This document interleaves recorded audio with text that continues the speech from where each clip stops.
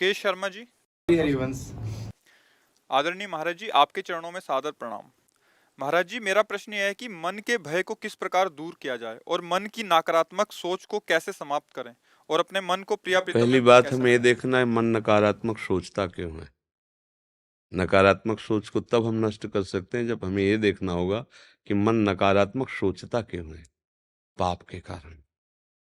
मन की नकारात्मक जो सोच होती है उसका मूल कारण होता है पाप, और मन की जो सकारात्मक सोच होती है उसका मूल कारण होता है पवित्रता, पुण्य। अब हम मन की नकारात्मक सोच यदि नष्ट करना चाहते तो हम पाप नष्ट करें, पाप आचरण न करें और पाप नष्ट करने के लिए प्रायश्चित करें। जो हमारे ध्यान में आते हैं उनसे गलती हुई, और भगवान का यश गाएं, जैसे भागवत का रोज पाठ करो, नाम कीर्तन करो, ठाकुर सेवा करो, इससे पाप सब नष्ट हो जाएंगे। नाम संकीर्तनम यस्य सर्व पाप प्रणाश। जे ही निष्पाप हो गए ते ही उसका परिचय, आपकी सोच बढ़िया हो जाएगी। उसी को भाव कहते हैं। भाव में ही फायदा मिलता है। भाव गिर गया तो बाजार में सामान सड़ती है, भाव बढ़ गया तो बिक गया। ऐसे आपका भाव बढ़ जाए, आपकी सोच पवित्र हो जाए, आपकी सोच सकारात्मक आस्तिक हो जाए, उसके लिए भजन जरूरी है। पूर्व के मलिनताएं नष्ट हो जाएं। तो अब जैसे नकारात्मक, मैं जा रहा हूँ कहीं रास्ते में एक्सीडेंट हो गया तो, ऐसे नहीं नकार, मैं ये व्यापार कर रहा हूँ कहीं घाटा हो गया तो, मैं उनसे मिलने जा रहा हूँ कहीं धोखा दे दिए तो, मतलब नकारात्मक सोचे हम। उसी से देखो, हम लोगों का क्या है, हम लोगों की यही पढ़ाई है। बचपन से हमने मन को ही पढ़ा है, औरों को नहीं पढ़ा, अपने मन को पढ़ा है। तो हमारा मन तुम्हारा मन एक ही है, पूरी सृष्टि का मन एक ही है, उसी परमात्मा से पैदा हो। तो हमने अपने मन को पढ़ा है, उसकी एक एक पन्ने को पढ़ा है कि ये बेईमान कहाँ से कैसे भटकता है, कैसे फंसाता है, कैसे डराता है, कैसे मुक्त करता है। तो जो हम जैसे बोल रहे हैं, तो हम तुम्हारी बातें थोड़ी बोल रहे हैं, हम अपने मन की बात बोल रहे हैं। जो हमारे मन में चला था उसी को पकड़ा है, वही बात हम बोले, तुम बोले हाँ। तो क्योंकि मन मन है ना, तो कनेक्शन तो वही। अगर चैनल एक जगह लग जाए तो करोड़ों टीवी में एक ही सीन आएगी, ले आएगी ना। हाँ, तो तीन चैनल हैं, सतोगुण रजोगुण तमोगुण माया के। तो ये तीनों मन पर फोकस डालते रहते हैं, उसी का रंग चढ़ता रहता है। इसी से ऊपर उठ जाए सो महात्मा, इसमें जो फंस गया वो दुरात्मा। माया का खेल है। नाम जप करो, भगवान की लीलाओं का गायन करो और प्रभु की सेवा करो। घर में ठाकुर विराजमान करके, प्रायः सब लोग करते, भाव से करो। और गंदे आचरण बंद कर दिए जाएं। जिनको अब गंदा बताना थोड़ी, सबको पता है गंदे आचरण क्या होते हैं। अगर नया तुम अन्न अच्छा के पैदा करोगे और पीछे वाले को जला दोगे तो बढ़िया खाने को मिलेगा। अब पीछे गोदाम में सड़ा हुआ अन्न रखा है और बाहर आप गंदी खेती कर रहे हो बमूल और कांटे की, तो खाने को आपको क्या मिलेगा, वही मिलेगा। इसलिए आगे अच्छी फसल हो और पीछे में आग लगा दो, क्योंकि वो सड़ा हुआ है, गंदा है, पाप है। आग लगाएगा भगवान का नाम। महान करुणामय प्रभु का नाम, प्रभु से भी बढ़कर करुणामय। राधा राधा जपो, कृष्ण कृष्ण जपो। जो आपको गुरु जी ने दिया, जो आपको प्रिय हो, वो नाम जप करो। और रोज भगवान की कथा भगवान को सुनाओ। उनके सिंहासन के सामने बैठ, एक अध्याय दो अध्याय, जैसे भागवत है ना, संस्कृत ना आती हो तो हिंदी से, हिंदी में एक अध्याय दो अध्याय, प्रभु बहुत प्रभु प्रसन्न होते हैं। हाँ, भगवान की चर्चा भगवान को सुनाओ, सामने उनको बैठकर नाम कीर्तन करो, जय घोष करो, भोग लगाओ, आरती करो, अभी हृदय पवित्र हो जाएगा। जब कहीं नकारात्मक सोच होती है तो उसमें भगवान नहीं होते, देखना कभी भी। अब जैसे अब कि अगर जा रहे रास्ते में एक्सीडेंट हो गया तो भगवान है ना, बचाएंगे ना वो अब उस समय चूंकि पवित्र हृदय नहीं, तो भगवान तक सोचे नहीं पहुंच पाएगी, तो हम घबरा जाएंगे। कैसे जाएं, आज तो हमारा हमारा मन गलत कह रहा है, इसलिए कुछ गलत हो न जाए। वो आदमी भयभीत रहता है। ये आदमी हमारी तरफ देख रहा था, वो हंस रहा है किसी और बात से, अब हमें देख के हंस रहा था, मतलब है। अब वो मन आपको डरवा रहा है, मन आपको भयभीत कर रहा है, मन आपको, ये दंड है हमारे किसी कर्म के फलस्वरूप। मन हमको दंड दे रहा है, जला रहा है, परेशान कर रहा है। नाम जप करो, ठीक हो जाएगा। गुरु नाम भी करे और साथ में राधा नाम भी ले सकते। हाँ, और क्या, हाँ, सब गुरु के ही दिए हैं। अरे गुरु शब्द है, बताया ना कि एक चैनल में अगर करोड़ टीवी लगा दो तो ये आएगा ना दृश्य। तो गुरु शब्द एक ही है, एक ही गुरु है। गुरु शब्द अनेकों में लगा सकते हो, उसके रूप अलग हो सकते हैं, लेकिन शब्द तो एक ही ना, गुरु। तो ये भी तो गुरु का दिया हुआ है ना, राधा नाम। अगर हमें लग रहा है तो गुरु ही तो दे रहे ना। आप मान लो इधर गुरु ना मानो, तो गुरु शब्द है, वाहेगुरु बोलो, सदगुरु बोलो, गुरु बोलो। गुरु है ना, जय गुरुदेव बोलो। गुरु गुरु शब्द है, और जहां कोई भी नाम निकला है वो गुरु के ही मुख से निकला है। तो आप जो नाम प्रिय लगे स्वीकार कर लो, गुरु मुख का है ले। हाँ, राधा राधा। गर्व बजाज जी। जय श्री हरिवंश। राधा वल्लभ श्री हरिवंश महाराज जी, आपके चरणों में कोटि कोटि प्रणाम। महाराज जी, भक्ति की पहली सीढ़ी कैसे चढ़ें? नाम जप करो। प्रथम भगति संतन कर संगा, है ने। तो संतों के संग से भगवान का नाम मिलता है। भगवान का नाम जप करो। पहली है श्रवण भक्ति, जो संतों से क्या सुना जाता है? नाम, भगवान का रूप, भगवान की लीला, भगवान की महिमा। तो इसका परिचय तभी मिलेगा जब नाम जप करोगे। खूब नाम जप करो। नाम जप करते हो? क्या जपते हो? कभी राम नाम जप लिया, कभी राम नाम जप लिया। हाँ ठीक है, मिठाई है, कभी बर्फी खा ली, कभी पेड़ा खा ली, तो मिठाई ही है, नाम भगवान के ही है। अच्छा है, जपो अच्छे। हरजीत सिंह जी। राधे राधे महाराज जी, आपके चरणों में दंडवत प्रणाम।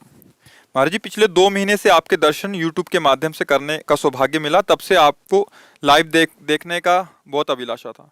महाराज जी, मेरा प्रश्न यह है कि जब मैं ध्यान में बैठता हूं तो संतों की कृपा से स्वरूप के दर्शन करने को मिलते हैं, लेकिन मन में ख्याल बहुत आते हैं। ऐसा कोई उपाय बताएं जिससे मन में ख्याल आना बंद हो जाए और स्वरूप में और डूबना हो। स्वरूप का दर्शन अभी सही बात नहीं है। मन और स्वरूप दोनों बिल्कुल अलग हैं। अष्टधा प्रकृति में मन है और चिदानंद भगवद अंश स्वरूप है। जब स्वरूप का परिचय मिल जाएगा तो मन की सत्ता खत्म हो जाएगी। स्वरूप किसी और का नहीं, आपका है।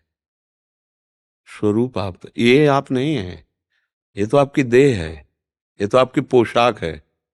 आप हमारी बात को समझ पा रहे? जो सत है, जो ओंकार स्वरूप है,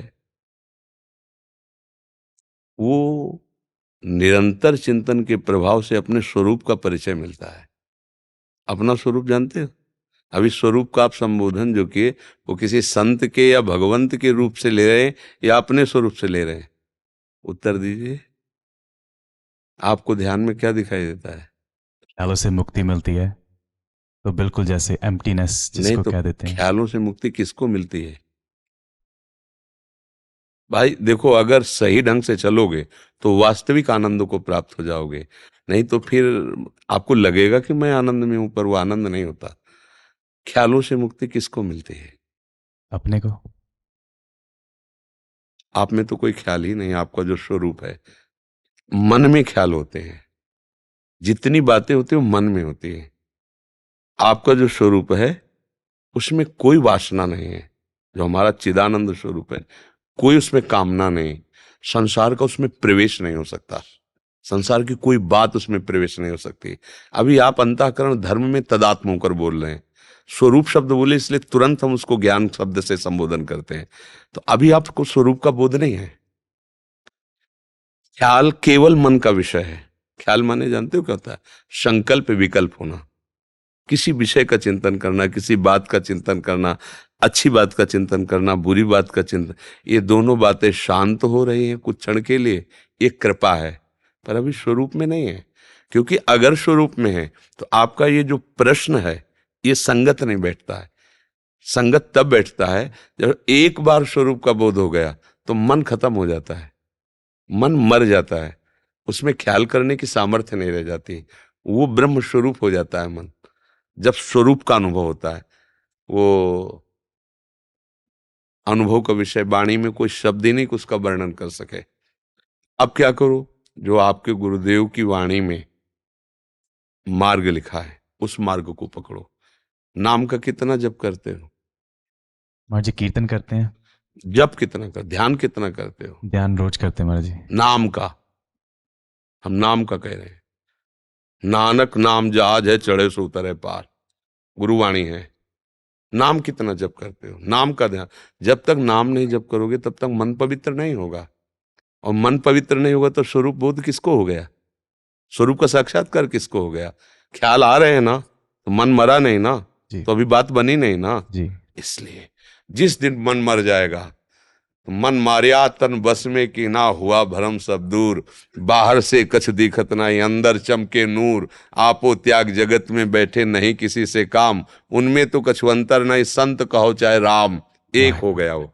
समझ रहे ला? जी महाराज। हाँ वाहे गुरु।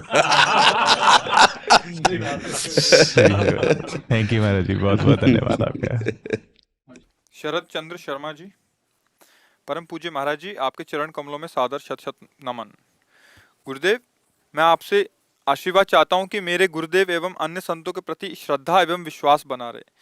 मैं कभी भी जन्म लूं, किसी भी योनि में लूं, तो द्वारा गुरु सेवा ही करता रहूं, गुरु सेवा कभी छूटे ना। गुरु सेवा का भाव क्या समझते हो आप, कि ये करें तो गुरु सेवा होती है? गुरुदेव का जो भी कार्य वो देते हैं वो करते रहें। तो ये तो साधारण बात है।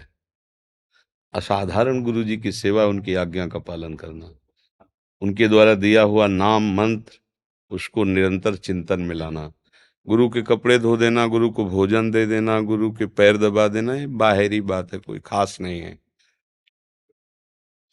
गुरु की प्रधान सेवा क्या है, जिससे आपका वास्तविक गुरु प्रेम प्रकट होगा। जो गुरु ने मंत्र दिया है, जो नाम दिया है, उसको रमा लो। अगर नाम जप करते हुए, मंत्र जप करते हुए गुरु के चरण दबाने को मिले, गुरु की जूठन पाने को, अहो भाग्य। अगर नहीं तो, अगर नाम जप नहीं चल रहा, मंत्र जप नहीं चल रहा हो, आप गुरु के पैर भी दबा रहे हो, कपड़े भी धो रहे हो, तो भी आप गुरु का अपमान कर दोगे, आप गुरु की अवहेलना कर दोगे, क्योंकि तुम्हारे अंदर क्षमता नहीं आएगी। वो नाम से आएगी, वो मंत्र से आएगी। नाम जप नहीं किया, मंत्र जप नहीं किया, तो गुरु सेवा अधूरी। तो चाहे जिस जोन में जन्मूं, गुरु के द्वारा दिए हुए नाम का सुमिरन करता रहूं, उनकी आज्ञा में रहूं, ये बात है। आपकी गुरु प्रियता को हम नमस्कार करते हैं कि गुरु की परिचर्या, सेवा, उनके द्वारा दी हुई क्रिया हमें करना ही चाहिए। पर वो क्षमता तभी हमारे अंदर आएगी जब हम नाम जप करेंगे। हम केवल चरण दबाना या गुरु को भोजन दे देना या वस्त्र दे देना, इसको ही सेवा ना मान ले। ये भी सेवा का एक अंग है, पर संपूर्ण सेवा नहीं। आज्ञा शमन सुसाहिब सेवा, आज्ञा का पालन करना सबसे बड़ी सेवा होती है। तो गुरु की आज्ञा है निरंतर भजन करो। कोई भी गुरु अपने शिष्य को दोबारा इस संसार में जन्म ले ऐसा नहीं सोचेगा, वो ये सोचेगा इसी जन्म में भगवान को प्राप्त हो। उसके लिए आवश्यक है अव्यावृत भजनात्, निरंतर भजन, राधा राधा राधा, बाहर भीतर हर समय नाम जप चलता रहे। आप समझ पाए?